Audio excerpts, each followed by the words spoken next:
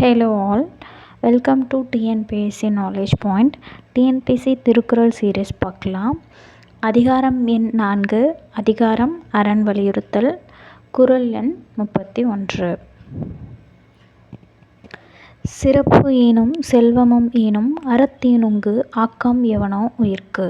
வார்த்தை பொருள்: சிறப்பு அப்படின்னா புகழ், பெருமை அப்படின்னு சொல்லலாம். ஈனும்னா தெரியும், என்று சொல்லப்படும் அப்படின்றது தான். செல்வமும் ஈனும், செல்வத்தை தரக்கூடிய. அறத்தீனுங்கு, அறத்தை விட மேலான. ஆக்கம், நன்மை, லாபம். எவனோனா எது இருக்குது, உயிர்க்கு, அதாவது இந்த மனித வாழ்க்கைக்கு. ஸோ இந்த மனித வாழ்க்கைக்கு அறத்தை விட மேலானது வேறு என்ன இருக்குது அப்படின்றது தான். அறம்னா நல்லொழுக்கம்.